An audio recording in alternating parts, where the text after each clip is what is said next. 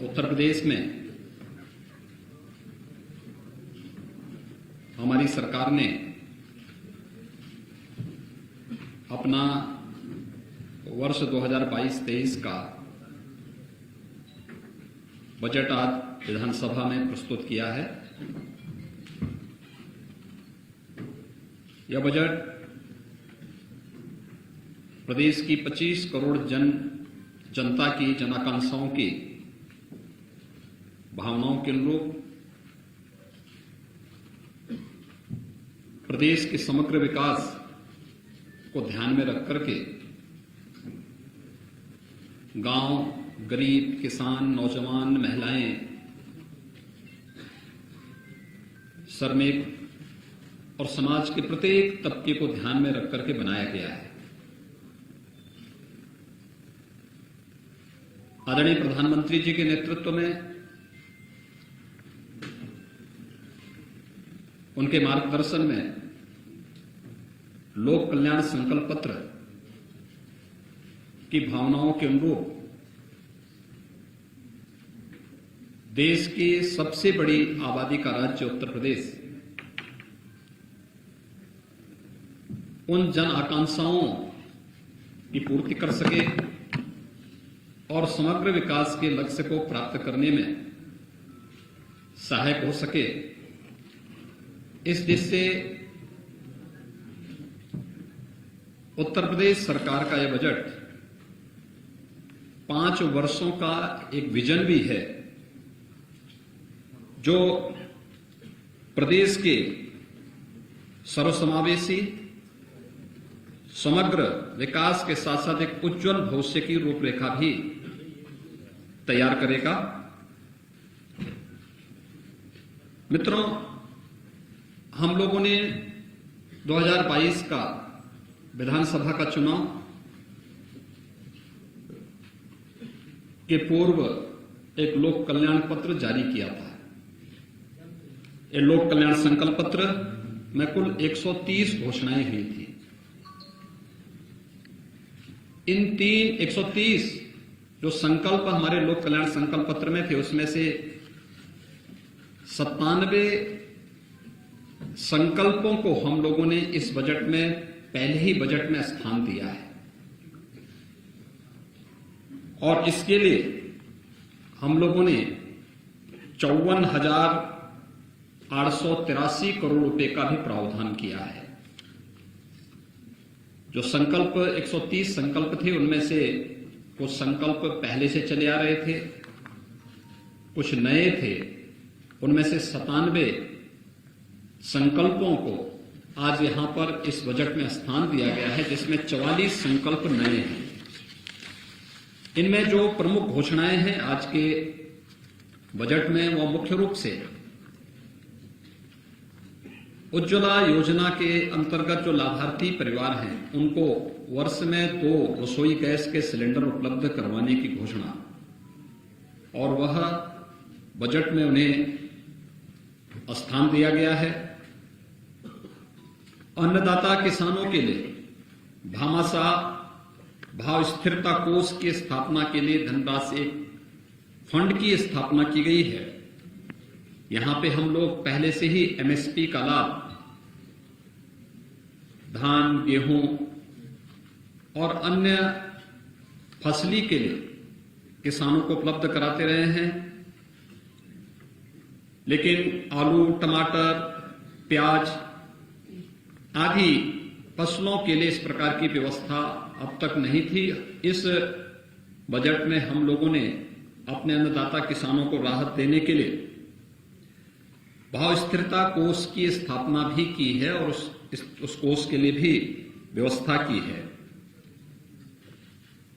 प्रदेश के अंदर आदरणीय प्रधानमंत्री जी का जो देश के लिए विजन है कि हम फर्टिलाइजर, केमिकल और पेस्टिसाइड में कमी लाते हुए प्राकृतिक खेती को बढ़ावा दे सकें। प्राकृतिक खेती की दिशा से उत्तर प्रदेश ने आदरणीय प्रधानमंत्री जी के मार्गदर्शन में पहले से ही अपनी कार्य योजना बनाई थी और उस कार्यक्रम के तहत यहां पे ट्रेनिंग के कुछ विशेष कार्यक्रम भी चले थे। प्रदेश में इस समय हजारों किसान ऐसे हैं जो प्राकृतिक खेती के साथ जुड़े हैं। उनके लिए टेस्टिंग लैब की स्थापना भी हर कमिश्नरी स्तर पर हम लोग स्थापित कर रहे हैं। लेकिन अगले 5 वर्ष के लिए संपूर्ण बुंदेलखंड को प्राकृतिक खेती योजना के साथ जोड़ने की कार्रवाई को भी हम लोगों ने इस योजना में लिया है। इससे पहले गंगा के किनारे के जो 5-5 किलोमीटर के दायरे के क्षेत्र हैं, भारत सरकार के साथ मिलकर के इस कार्य योजना को हम आगे बढ़ा रहे हैं। लोक कल्याण संकल्प पत्र में एक और घोषणा हम लोगों ने की थी, वह थी किसानों के लिए सिंचाई की योजना की व्यवस्था अगले 5 वर्ष के अंदर यानी 0 तक पहुंचाना, फ्री में उन्हें सिंचाई की सुविधा उपलब्ध हो सके। इसके लिए हम लोग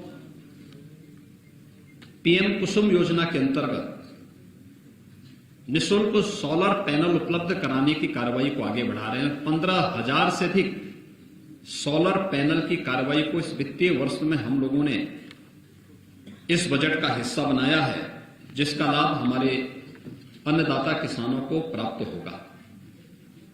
इसके अलावा प्रदेश के अंदर हम लोगों ने जो अन्नदाता किसानों की जिससे अन्य जो तमाम घोषणाएं की हैं, जो इस बजट में हम लोगों ने इसे स्थान दिया है, जो प्रस्ताव दिए हैं, उसमें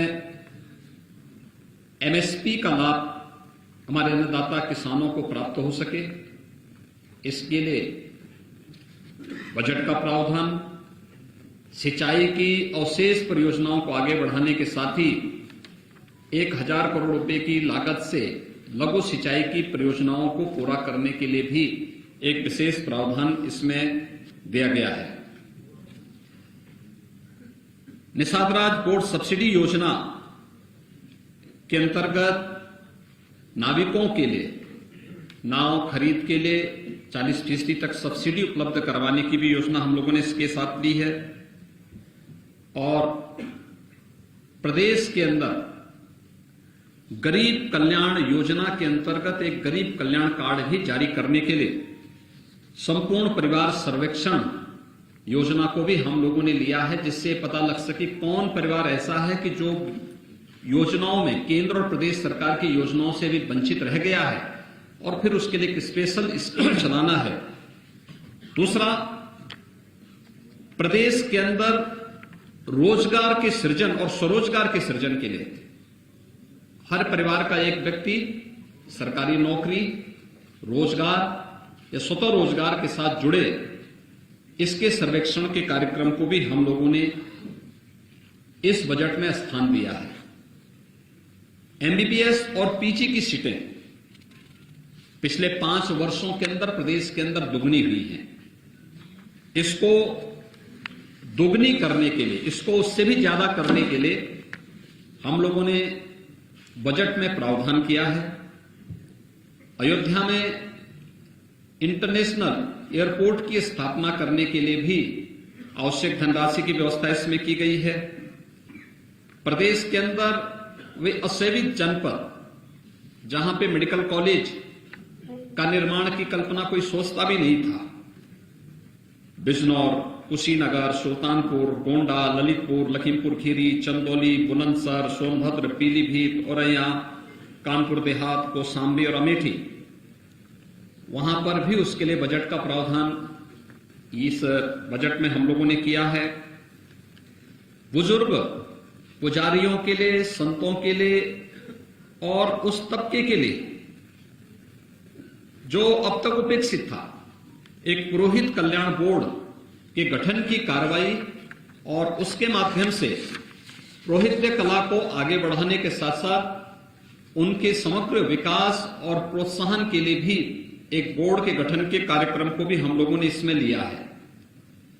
प्रदेश के अंदर युवाओं के लिए खासतौर पर हम लोगों ने स्वामी विवेकानंद सशक्तिकरण योजना प्रारंभ की और इसके तहत हम अपने युवाओं को टैबलेट और स्मार्टफोन दे रहे हैं। स्नातक और स्नातक हर युवा को इसके लिए धनराशि की व्यवस्था हम लोगों ने बजट में की है। इसके साथ ही प्रदेश के अंदर सामूहिक विवाह योजना के लिए भी, जिसमें हम 51,000 रुपए गरीब कन्याओं की शादी के लिए, किसी भी जाति मत मजहब से जुड़ी हुई कन्या हो, 51,000 रुपए हम उसके लिए उपलब्ध करवाते हैं। तो वह उसके लिए भी विगत वर्ष तक प्रतिवर्ष 250 रुपये हुआ करता था। इस बार हम लोगों ने इस राशि को बढ़ा करके 600 करोड़ रुपए का प्रावधान किया है। निराश्रित महिला पेंशन की योजना 300 से बढ़ा करके 1,000 रुपया किया गया है और इसके लिए भी जो पहले धनराशि गत वर्ष तक 1,812 करोड़ हुआ करती थी, इस राशि को बढ़ा करके 4,032 करोड़ रुपए किया गया है। प्रदेश के प्रतिभाशाली युवाओं के लिए हर जनपद में अभ्युदय कोचिंग की व्यवस्था, जिससे वह अखिल भारतीय स्तर पर और प्रदेश स्तर पर किसी भी प्रतियोगी परीक्षा की तैयारी के लिए स्थानीय स्तर पर उसकी ट्रेनिंग हो सके, उसे कोचिंग की सुविधा फ्री में उपलब्ध हो सके। इसके लिए मुख्यमंत्री अभ्युदय कोचिंग योजना के लिए भी हम लोगों ने व्यवस्था की है। वृद्धावस्था पेंशन की राशि, गत वर्ष तक ये राशि 3,600 करोड़ रुपए सालाना हुआ करती थी। इस बार इसको बढ़ा करके 7,000 करोड़ रुपए से अधिक की इसमें बढ़ोतरी की है। यह राशि भी पहले उन बुजुर्गों को 300 रुपए मिलती थी, फिर वो बढ़ा करके 500 हमारी सरकार ने किया और उसे इस समय 1,000 रुपए करने का प्रावधान भी किया गया है। प्रदेश के अंदर जो शुगर मिल है, चीनी उद्योग में विगत कुछ वर्षों के दौरान, पिछले 5 वर्ष के दौरान उत्तर प्रदेश ने देश में बहुत अग्रणी भूमिका में काम किया है। यहां तक कि कोरोना जैसी महामारी के दौरान भी हमने प्रदेश में चीनी मिलों को बंद नहीं होने दिया। गन्ना किसान के मन में उसके प्रति एक विशेष उत्साह भी है कि पहली बार ऐसे देखने को मिला जब कि सरकार अपने स्तर पर इनिशिएटिव लेकर के गन्ना किसानों के हितों के लिए कार्य कर रही है। हम लोगों ने पिछले बार 3 चीनी मिलों की नई स्थापना की थी। इसमें रमाला चीनी मिल, मुंडेरवा चीनी मिल और पिपराइच चीनी मिल। इसके अलावा कुछ चीनी मिलों को जो बंद थे उनको हमने प्रारंभ किया। इस बार भी लगभग 6 ऐसी चीनी मिलों के लिए जो जर्जर स्थिति में हैं, उनके एक्सपेंशन और वहां उनके आधुनिकीकरण की कार्रवाई को भी सरकार ने अपने हाथ में लिया है, जिसमें क्षमता विस्तार के साथ साथ वहां पर आधुनिक चीनी मिलें लग सकें। ये प्रदेश के अलग अलग स्थानों पर हैं। उसमें सांथा है, मनोता है, आपके छाता चीनी मिल है, बुड़वल है। इसी के साथ ही जो मोहद्दीनपुर मेरठ की चीनी मिल है, उसमें डिस्टिलरी की स्थापना की कार्रवाई को भी हम लोगों ने इस बजट में स्थान दिया है। मित्रों, 2019 का प्रयागराज कुंभ उत्तर प्रदेश और देश और दुनिया के सामने अपनी एक नई पहचान बनाया। यह हमारा सौभाग्य है 2025 में फिर महाकुंभ का आयोजन होगा। दुनिया का सबसे बड़ा आध्यात्मिक और सांस्कृतिक आयोजन। हमारी सरकार अभी से इसकी तैयारी प्रारंभ करने जा रही है और इसके लिए हम लोगों ने बजट में प्रावधान किया है। इसके लिए एक अलग से मत खोल करके प्रयागराज कुंभ को फिर से ऐतिहासिक बना करके देश और दुनिया का एक यूनिक इवेंट के रूप में से प्रस्तुत करने के लिए यह व्यवस्था भी इसमें की गई है। लोक परंपरा और लोक संस्कृति किसी भी सांस्कृतिक विरासत की आधार होती है। लोक गाथा, लोक परंपरा इस संस्कृति की आत्मा होती है। प्रदेश इस दिश से बहुत समृद्ध है। यहां पे पूर्वी उत्तर प्रदेश में भोजपुरी बोली जाती है, अवध और इसके आसपास के क्षेत्र में अवधी बोली जाती है। ब्रज हमारा जो क्षेत्र है इसमें ब्रज भाषा बोली जाती है। बुंदेलखंड क्षेत्र में बुंदेलखंडी बोली जाती है। इन सब की भी एकेडमी स्थापित हो, इन पर शोध हो, वहां पर इन लोक परंपराओं और लोक भाषाओं के उत्थान के लिए कुछ कार्य हो सके, इसके लिए संत कबीरदास भोजपुरी एकेडमी, केशवदास बुंदेली अकादमी, गोस्वामी तुलसीदास अवधी अकादमी और संत सूरदास ब्रजभाषा अकादमी की स्थापना की कार्रवाई को भी हम इस बजट में हम लोगों ने स्थान दिया है। वाराणसी में वहां पर काशी विश्वनाथ धाम की स्थापना के बाद जो टूरिस्ट का फुटफॉल बढ़ा है, कई गुना बढ़ा है। प्रतिदिन 1 लाख श्रद्धालु बाबा विश्वनाथ मंदिर में दर्शनार्थ आ रहा है। काशी और उसके आसपास के क्षेत्र में प्रधानमंत्री जी के विजन के अनुरूप समग्र विकास को देख करके अभिभूत होता है। वाराणसी में श्रद्धालुओं और यात्रियों के लिए, स्थानीय नागरिकों की सुविधा के लिए रोपवे के निर्माण के साथ ही मेट्रो के निर्माण के कार्रवाई का भी प्रावधान गोरखपुर, वाराणसी, झांसी, मेरठ, इस सिटी में भी हम लोगों ने मेट्रो परियोजना के लिए भी, प्रयागराज, यहां पर मेट्रो परियोजना के लिए भी धनराशि की व्यवस्था हम लोगों ने की है। पूर्व मुख्यमंत्री सदैव कल्याण सिंह जी के स्मृति में राज्य सरकार एक नई योजना को लेकर आ रही है, जिसमें बाबूजी कल्याण सिंह ग्राम उन्नत योजना, जिसमें प्रदेश की सभी ग्राम पंचायतों के लिए सड़कों पर स्ट्रीट लाइट के रूप में सोलर स्ट्रीट लाइट के लिए हम कार्य कर सकें, इसके लिए फंड की व्यवस्था हम लोगों ने इस बजट में किया है। इसके अलावा प्रदेश के अंदर तमाम अन्य स्थानों पर, प्रतापगढ़, अलीगढ़, प्रयागराज, महोबा में नए औद्योगिक स्टेट वहां पे स्थापित करने के लिए, अयोध्या में सेपेट केंद्र के भवन निर्माण के लिए, प्रयागराज में ऊनी धागा उत्पादन केंद्र की स्थापना के लिए भी इस बजट में प्रावधान किया गया है।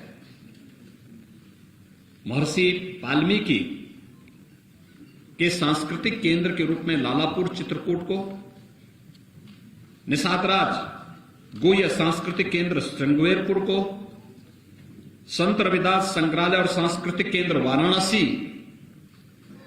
और संत तुलसीदास जी की पावन भूमि राजापुर के सुंदरीकरण और विकास के कार्यक्रम को भी हम लोगों ने इस बजट में स्थान दिया है। प्रदेश के हम लोगों ने विगत 2 वर्षों के अंदर प्रदेश के अंदर और दुनिया ने कोरोना महामारी को झेला है। कोरोना महामारी के दौरान हमारे सामने जो सबसे बड़ा चैलेंज था, शिक्षा के बारे में, शिक्षा भी जो प्रभावित होने वाले क्षेत्र थे उनमें से एक था। इसके लिए महाविद्यालय स्तर पर, माध्यमिक स्तर पर और बेसिक शिक्षा स्तर पर हम शिक्षा के आधुनिकीकरण की तरफ भी जा सकें, टेक्नोलॉजी का उपयोग कर सकें। महाविद्यालयों में स्मार्ट क्लासेस के लिए भी धनराशि की व्यवस्था इस बजट में हम लोगों ने यहां पर विशेष रूप से किया है। असेवित मंडलों में राज्य विश्वविद्यालयों की स्थापना का प्रावधान बजट में किया गया है। युवा कल्याण विभाग के द्वारा ग्रामीण क्षेत्रों में स्टेडियम के निर्माण और मिनी स्टेडियम के निर्माण की कार्रवाई, उनके रक्षण, अनुरक्षण और उनके उपकरण आदि की व्यवस्था भी बजट में किया गया है। 1000 करोड़ रुपए की जो सिंचाई, लघु सिंचाई परियोजना की धनराशि की व्यवस्था, बेटी और बेटे के बीच में कोई भेदभाव न हो। हम लोगों ने अपने पहले कार्यकाल में मुख्यमंत्री कन्या सुमंगला योजना चलाई थी। मुझे प्रसन्नता है कि 12,68,000 से अधिक बेटियां इस योजना से लाभान्वित हो रही हैं। उनकी इस योजना को और भी अच्छे ढंग से आगे बढ़ाने के लिए और अधिक से अधिक बेटियां इसका लाभ ले सकें, इसके लिए भी मुख्यमंत्री कन्या सुमंगला योजना के लिए धनराशि का प्रावधान हम लोगों ने बजट में किया है। दिव्यांगजन कल्याण योजना के अंतर्गत दिव्यांगजनों की पेंशन की राशि, जो पहले उन्हें 300 रुपए पेंशन मिलती थी, सरकार ने पहले उसे 500 रुपए किया और फिर 1000 रुपए करते हुए जो व्यवस्था की थी उसके अंतर्गत भी 720 करोड़ रुपए का प्रावधान दिव्यांगजनों के पेंशन की राशि के लिए विशेष रूप से किया गया है। खेलकूद और अपने युवाओं को इस दिशा में प्रोत्साहित करने के लिए प्रदेश सरकार ने एक कॉर्पस फंड की स्थापना की है। एकलव्य क्रीड़ा कोष की स्थापना, इसका भी प्रस्ताव हम लोगों ने बजट में किया है और मुझे विश्वास है कि खेलो इंडिया खेलों के तहत इसको जोड़ते हुए हम प्रदेश के ग्रामीण क्षेत्र के साथ साथ शहरी क्षेत्रों में भी खेलकूद की प्रतियोगिताओं को आगे बढ़ाने के लिए लोगों में एक स्वस्थ प्रतिस्पर्धा को आगे बढ़ाने में सफल होंगे और प्रधानमंत्री जी की मंशा के अनुरूप हम लोग प्रदेश को अच्छी खेल प्रतिभाओं को देने में सफल होंगे। वन डिस्ट्रिक्ट वन प्रोडक्ट ने प्रदेश के बारे में लोगों की सोच को बदला है और प्रदेश की सोच को बदलते हुए हमने वन डिस्ट्रिक्ट वन प्रोडक्ट की योजना ने परंपरागत उद्यम को प्रोत्साहित करने, स्थानीय स्तर पर रोजगार के सृजन को बढ़ाने और लोगों को स्थानीय स्तर पर ही तमाम प्रकार से रोजगार उपलब्ध कराने में काफी बड़ी मदद की है। हमने बजट में इसका प्रावधान किया है। लगभग 263 करोड़ 75 लाख रुपए का प्रस्ताव बजट में ओडीओपी योजना के लिए किया गया है। मुख्यमंत्री युवा स्वरोजगार योजना के लिए भी प्रदेश के युवाओं को स्वयं का स्टार्टअप स्थापित करने, अपना उद्यम स्थापित करने के लिए प्रोत्साहित करने के लिए भी 125 करोड़ रुपए का प्रावधान हम लोगों ने बजट में किया है। विश्वकर्मा श्रम सम्मान योजना के लिए भी 112 करोड़ 50 लाख रुपए बजट में प्रावधान किया गया है।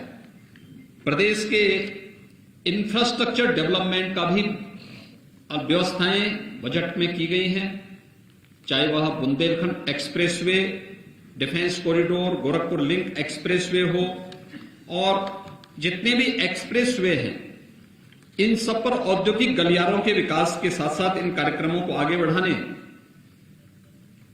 प्रदेश के 18 कमिश्नरी में श्रमिकों,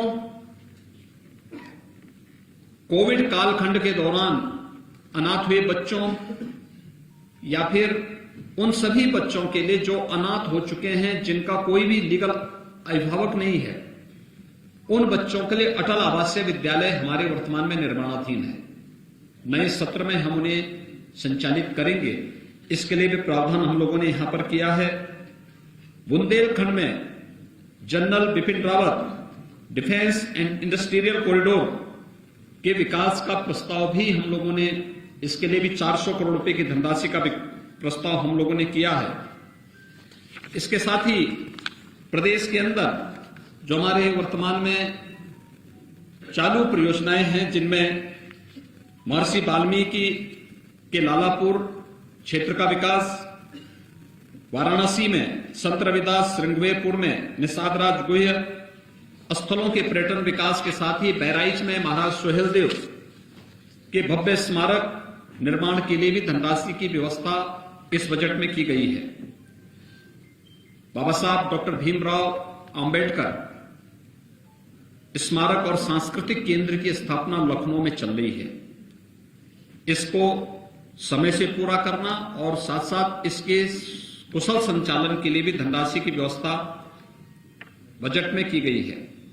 जल जीवन मिशन के अंतर्गत हर घर नल योजना ग्रामीण क्षेत्र के साथ साथ शहरी क्षेत्रों में भी लागू हो सके। ग्रामीण क्षेत्र में हम लोगों ने पहले चरण में बुंदेलखंड और बिंद क्षेत्र को लिया है। जापानी इंसेफ्लाइटिस, एक्यूट इंसेफ्लाइटिस, कालाजार, आर्सेनिक और फ्लोराइड प्रभावित क्षेत्रों के अलावा डार्क जोन वाले ब्लॉक, खारा पानी वाले क्षेत्र और अब उन सभी गांवों में जहां पे शुद्ध पेयजल की आपूर्ति नहीं हो पा रही है, उन सभी को हम लोगों ने इसके साथ जोड़ा है और इसके लिए पर्याप्त धनराशि की व्यवस्था बजट में की गई है। लेकिन इसके साथ ही शहरी क्षेत्रों में भी शुद्ध पेयजल की आपूर्ति हो सके, अमृत योजना के अंतर्गत इसका प्रावधान भी बजट में किया गया है। प्रदेश के अंदर वीरांगना झलकारीबाई महिला पुलिस बटालियन गोरखपुर, वीरांगना अवंतीबाई महिला पुलिस बटालियन बदायूं और वीरांगना उदादेवी महिला पुलिस बटालियन लखनऊ, इनके गठन और यहां पर इंफ्रास्ट्रक्चर डेवलपमेंट के लिए भी धनराशि की व्यवस्था बजट में की गई है। इसके अलावा सेफ सिटी मिशन के अंतर्गत प्रदेश में भी अलग से हम व्यवस्था चला सकें। भारत सरकार इसमें सहयोग करती रही है, लेकिन इसको हम लोगों ने सेफ सिटी और स्मार्ट सिटी को मिलाकर के प्रदेश के अंदर एक साथ चलाया है और उसकी सर्वत्र सराहना भी हुई है। ये सभी कार्यक्रम हम लोगों ने प्रदेश में स्थापित किए हैं। प्रदेश के 8 मंडलों में अलीगढ़, आजमगढ़, बस्ती, चित्रकूट धाम, देवीपाटन, मिर्जापुर, प्रयागराज, सहारनपुर में एंटी करप्शन ऑर्गेनाइजेशन यूनिट की स्थापना के लिए भी पर्याप्त धनराशि की व्यवस्था की है और प्रयागराज में नेशनल लॉ यूनिवर्सिटी की स्थापना के लिए भी धनराशि की व्यवस्था हम लोगों ने इस बजट में की है। यानी कुल मिलाकर के यह बजट प्रदेश के समग्र विकास के विजन को लेकर के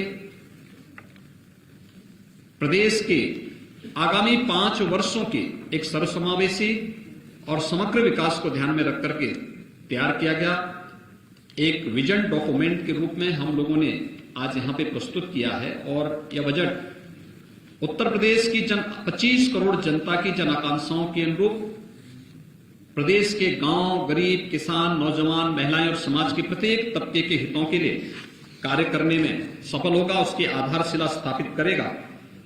बजट अब तक का सबसे बड़ा बजट है। मित्रों, मुझे बताते हुए प्रसन्नता है कि हमारा यह बजट जब 15-16 में प्रदेश के अंदर बजट प्रस्तुत हुआ था वह 3 लाख करोड़ के आसपास था। 3,02,687 करोड़ रुपए का था। और इस बार जब हम बजट प्रस्तुत कर रहे हैं, यह बजट 6,15,518 करोड़ 97 लाख का है। यानी बजट का दायरा दोगुने से ज्यादा हुआ है, जबकि विगत 5 वर्ष के अंदर 2 वर्ष हमारे कोविड प्रबंधन में व्यतीत हुए हैं। बजट में जो सबसे महत्वपूर्ण बात यह है कि बजट के दायरे को बढ़ाने के लिए हमने प्रदेश के अंदर राजस्व भी बढ़ाया है। और राजस्व को हम लोगों ने किस रूप में बढ़ाया है? अगर मैं जीएसटी, वैट आदि की बात करूं तो 2017 के पहले प्रदेश के अंदर या देश के अंदर जीएसटी नहीं था। वन नेशन वन टैक्स 2017 जुलाई 2017 में लागू हुआ, लेकिन उससे पहले सेल टैक्स और वैट था। उस समय प्रदेश में सेल टैक्स और वैट से जो धनराशि प्राप्त होती थी वो मात्र 51,000 करोड़ रुपए प्राप्त होती, 51,800 करोड़ रुपए प्राप्त होती थी। कोविड-19 के बावजूद 2 वर्ष इसमें हम लोगों के अमूल्य खर्च हुए, प्रबंधन में खर्च हुए, लोगों की इनकम पे असर पड़ा, कई महीनों तक लॉकडाउन के कारण व्यापार पर असर पड़ा, अर्थव्यवस्था पर उसका बुरा असर पड़ा। लेकिन उस सब के बावजूद हम इसके दायरे को बढ़ाने में लगभग 90,000 करोड़ रुपए तक पहुंचाने में हमें सफलता प्राप्त हुई। इतना रेवेन्यू हम लोगों ने कलेक्शन किया। एक्साइज में उत्तर प्रदेश में कुल 14,273 करोड़ रुपए प्राप्त हुए थे 16-17 में, और इस समय हम लोग 21-22 में इसे 36,231 करोड़ से अधिक पहुंचाने में हमें सफलता प्राप्त हुई। ऐसे स्टैंप एंड रजिस्ट्रेशन में 11,564 करोड़ रुपए से बढ़ा करके हम लोगों ने इसे 20,045 करोड़ 68 लाख रुपए तक पहुंचाने में हमें सफलता प्राप्त हुई। माइनिंग में 1,548 करोड़ रुपए से बढ़ा करके इसे 2,664 करोड़ रुपए तक पहुंचाने में प्रदेश के अंदर एक माइनिंग पॉलिसी लाने के बाद हमें इसे पहुंचाने में सफलता प्राप्त हुई। कुल मिलाकर के प्रदेश ने अपने रेवेन्यू को बढ़ाया है। रेवेन्यू को बढ़ाने के साथ साथ प्रदेश के विकास का जो आधार बना, उस आधार के साथ ही उस आधारशिला पर जो आगे की कार्रवाई प्रारंभ हुई, आज उसके परिणाम हम सबके सामने आ रहे हैं। प्रति व्यक्ति आय में वृद्धि हुई। प्रदेश की अर्थव्यवस्था विगत 5 वर्ष के अंदर दुगनी हुई है और बजट का दायरा भी हमारा दुगने से अधिक आज 2022-23 का प्रस्तुत हुआ है। सबसे महत्वपूर्ण बात इस बजट की है वो ये कि रिजर्व बैंक और भारत सरकार ने जो एफआरबीएम की, राज्यों के लिए एफआरबीएम की जो सीमा तय की है कि आप ऋण लेने की जो सीमा आपकी होगी वह पहले 3% थी। कोविड कालखंड में उसे बढ़ा करके 4 फिर 4.5% किया। पहले 4% तक बढ़ाया था, फिर बाद में उसको 4.5% तक किया गया कि आपकी जो कुल जीएसडीपी होगी उसके इतने तक आप ऋण ले सकते हैं।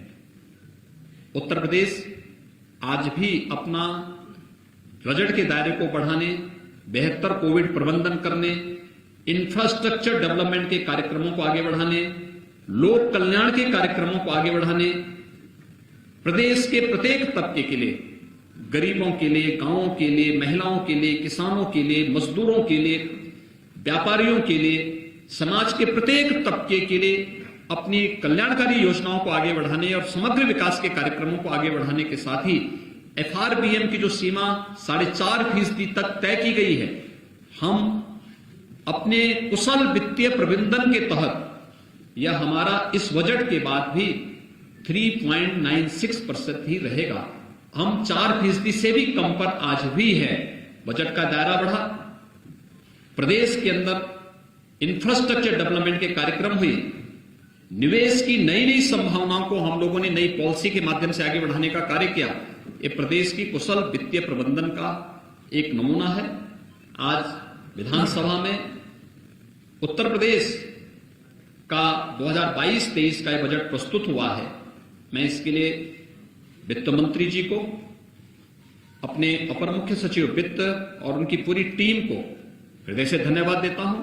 पूरा मंत्री परिषद उनके सहयोग के लिए हमेशा तैयार रहा और हम विश्वास व्यक्त करते हैं कि आदरणीय प्रधानमंत्री जी की मंशा के अनुरूप यह बजट $1 ट्रिलियन की इकोनॉमी आगामी 5 वर्ष के दायरे के अंदर हम लोग आगे बढ़ाने में सफल होंगे। इस विश्वास के साथ यह बजट आज प्रस्तुत हुआ है। मैं विश्वास व्यक्त करूंगा कि लोक कल्याण संकल्प पत्र के जो 130 संकल्प थे उनमें से 97 को हम लोगों ने इसमें लिया है। शेष अन्य जो समय समय पर आएंगे, भी हम लोग दिसंबर में अपना सप्लीमेंट्री बजट भी लेकर के आएंगे। तब तक सभी विभाग इस कार्यक्रम को तेजी के साथ आगे बढ़ाएंगे। प्रदेश विकास की गति पर फिर से दौड़ता हुआ दिखाई देगा और प्रधानमंत्री जी के विजन के अनुरूप देश की नंबर 1 अर्थव्यवस्था बनने की उत्तर प्रदेश अग्रसर होगा। मैं एक बार फिर से आप सबको बजट भाषण को और बजट के इस पूरे कार्यक्रम को सकारात्मक भाव से आगे बढ़ाने के लिए हृदय से धन्यवाद देता हूं।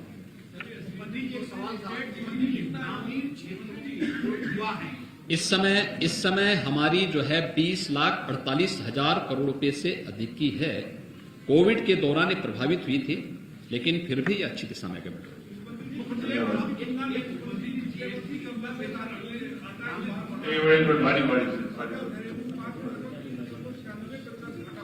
देखिए उत्तर प्रदेश और देश के लिए एफआरबीएम की जो सीमा है यह 4.5% तय की गई है। पहले 3% तक थी, कोविड के पहले 3% तक थी, बाद में इसको बढ़ा कोविड के दौरान इसको 4% किया गया। तमाम राज्यों ने मांग की थी कि सब इसको अर्थव्यवस्था पर कोविड का बुरा असर पड़ा है, इसलिए इसको 4.5-5% तक मांग की थी। भारत सरकार ने इसको व्यापक विचार विमर्श के बाद 4.5% किया। जब एफआरबीएम की सीमा 3% थी, उत्तर प्रदेश का बजट जो भी आता था वह 3% के अंदर ही आता था। हमारा राजकोषीय घाटा जो भी होता था वह एफआरबीएम की लिमिट के अंदर ही होता था और 2.96-97 के आसपास हमारा होता था। हम लोग उसके अंदर ही इसको करते थे। कोविड के दौरान अर्थव्यवस्था पर जो विपरीत असर पड़ा था वह यूपी भी उसमें था, क्योंकि यूपी तो सर्वाधिक बड़े राज्यों में, सबसे बड़े राज्यों में है। यूपी की जितनी आबादी है उतनी आबादी देश के किसी भी राज्य की, जो सबसे बड़ा राज्य है आबादी की दृष्टि से, उसकी यूपी से आधी आबादी है। तो स्वाभाविक रूप से यूपी ने अपने यानी प्रदेश आदरणीय प्रधानमंत्री जी के मार्गदर्शन में कुशल वित्तीय प्रबंधन का उदाहरण भी प्रस्तुत किया और इसलिए 4% जो पहले कोविड के प्रथम चरण में 4% का एफआरबीएम की लिमिट तय की गई थी, वर्तमान में यद्यपि 4.5% है, तब भी हम लोग 4% से नीचे हैं और 3.96% का हमारा राजकोषीय घाटा आने का अनुमान है। और प्रदेश के अंदर जो डेवलपमेंट की एक्टिविटीज जब बढ़ेंगी, मैं विश्वास के साथ कह सकता हूं कि हम इस राजकोषीय घाटे को और कम करने में सफलता नहीं प्राप्त होगी। मुख्यमंत्री जी, आपने संवाद से समाधान ये टीम स्थापित की, जिसका प्रभाव देखने को मिला। जो आपने जो लाउड स्पीकर वगैरह के कार्यक्रम चले थे, समाधान से आपने इसका संवाद शुरू किया।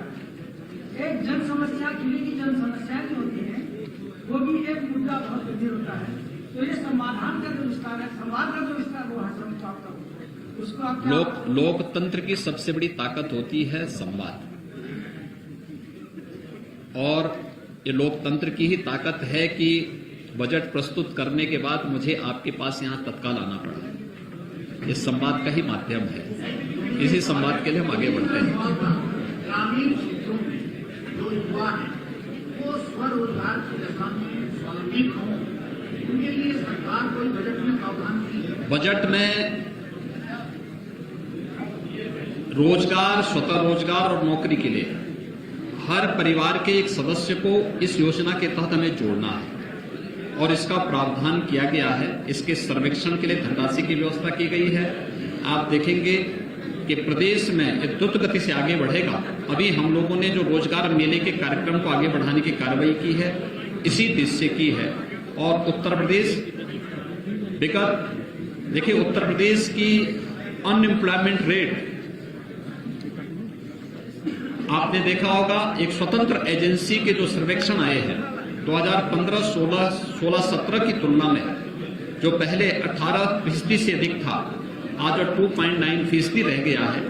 और हम लोग जो प्रयास कर रहे हैं, ओडीओपी की योजना, मुख्यमंत्री स्वरोजगार योजना की योजना, पीएम स्टार्टअप की योजना, पीएम मुद्रा योजना, ये सभी योजनाएं उसी को आगे बढ़ाने के लिए हमारी आगे बढ़ रही हैं। और हम विश्वास के साथ कह सकते हैं कि जो हमारा सर्वेक्षण का अभियान प्रारंभ होने जा रहा है, ये प्रदेश के अधिकाधिक नौजवानों को, ग्रामीण क्षेत्र के हों, शहरी क्षेत्रों के हों, उन सभी नौजवानों को रोजगार उपलब्ध कराने का भी एक माध्यम बनेगा। बहुत बहुत धन्यवाद जी।